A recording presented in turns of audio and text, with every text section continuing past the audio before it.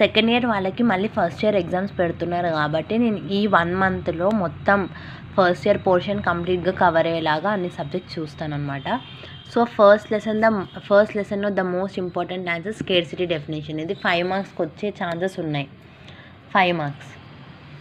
Okay. Scarcity definition అనేది Lionel Robbins అనే అతను 1932లో డెఫినేషన్ ఇచ్చారనమాట. స్కేర్సిటీ డెఫినేషన్ ఎందులో అంటే an essay on nature and significance of economic science అనే బుక్లో.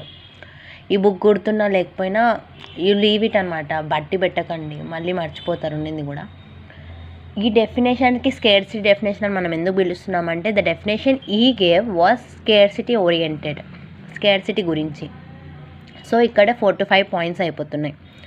నెక్స్ట్ డెఫినేషన్, అతను ఏం డెఫినేషన్ ఇచ్చాడంటే according to Lionel Robbins economics is a science which studies human behaviour as a relationship between ends and scarce means which have alternative uses.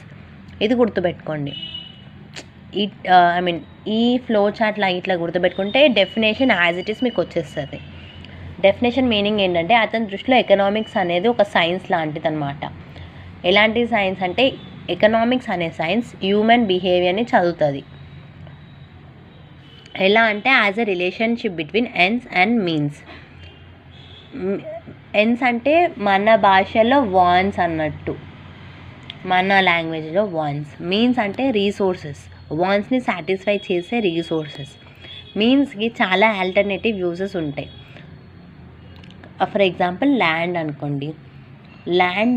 Land ఒక resource, దాని మీద మనం construction చేసుకోవచ్చు, కల్టివేషన్ చేసుకోవచ్చు, ఏదైనా చేసుకోవచ్చు.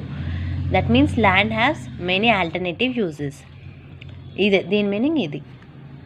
నెక్స్ట్ చూద్దాం ఫీచర్స్. ఈ డెఫినేషన్కి ఉన్న మెయిన్ ఫీచర్స్ ఏంటంటే human wants are unlimited, means are scarce, alternative uses of means, choose between wants. ఈజీగా ఉంది కదా. Human wants are unlimited. Next means అనేవి చాలా స్కేర్స్, అంటే వాన్స్ని సాటిస్ఫై చేసుకోవాల్సిన రీసోర్సెస్ అనేవి చాలా లిమిటెడ్. ఆ లిమిటెడ్ రిసోర్సెస్కి కూడా చాలా ఆల్టర్నేటివ్ యూజెస్ ఉంటాయి. ఫర్ ఎగ్జాంపుల్ సేమ్ ఇదే ల్యాండ్కి కన్స్ట్రక్షన్ ఉంటుంది, కల్టివేషన్ ఉంటుంది. ఆ రెండిట్లో ఏం చేసుకోవాలనేది we have to choose. The last point is that అనమాట, choose between wants. Next superiority to Robbins definition. అంటే రాబిన్స్ డెఫినేషన్ మిగతా డెఫినేషన్స్ కంటే ఎందుకు బాగుంది, ఎందుకు ఎక్కువ మంది చదువుతున్నారు అనేసి. But not now. It is because it is non classificatory. అంటే it is non classificatory, that means it includes all human activities including welfare and non welfare. అంటే హ్యూమన్కి మంచి చేసే యాక్టివిటీస్ కూడా ఇందులో ఇంక్లూడ్ చేశాడు, అలాగే మంచి చేయని యాక్టివిటీస్ కూడా ఇంక్లూడ్ చేశాడు. Next it is universally accepted definition by all societies. Next Robbins definition is neutral between ends. Next according to him economics is a positive science. ఇవన్నీ పాజిటివ్స్ అయితే ఇప్పుడు క్రిటిసిజం అనేది నెగిటివ్ అంటే నేను దీనికి లింక్ చేసి చెప్తా, చూడండి జాగ్రత్తగా.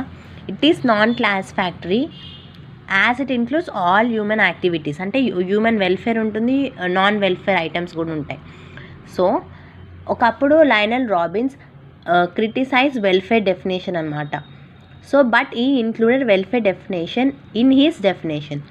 So the same criticism will also applicable to his definition. అర్థమైంది కదా.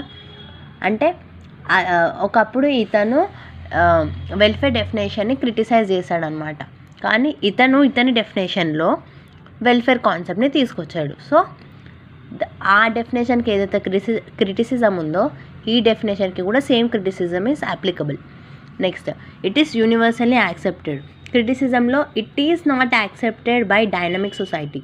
అంటే డైనమిక్ సొసైటీలో ఈ డెఫినేషన్ సెట్ అవ్వదు, ఎందుకంటే డైనమిక్ సొసైటీలో చేంజెస్ టేక్స్ ప్లేస్ అనమాట. ఫర్ ఎగ్జాంపుల్ ఒకప్పుడు వాటర్ అనేది free good, but now it has become an economic good, డబ్బులు ఇచ్చి కొనుక్కోవాల్సి వస్తుంది. నెక్స్ట్ థర్డ్ పాయింట్ చూడండి, Robbins definition is neutral between ends. కానీ కొంతమంది ఎకనామిక్స్ ఏమంటారంటే economics cannot be neutral between ends అంటారు. అండ్ దెన్ ఫోర్త్ పాయింట్ మళ్ళీ మీరు ఏం రాయొచ్చు అంటే సేమ్ దీనికి లింక్డ్గా Robbins did not distinguish between ends and means అంటే అతను డిఫరెన్షియేట్ చేయలేదు ఎన్స్ అంటే ఏంటి మీన్స్ అంటే ఏంటి అనేసి. Next positive science. Some economist argue that it cannot be a positive science.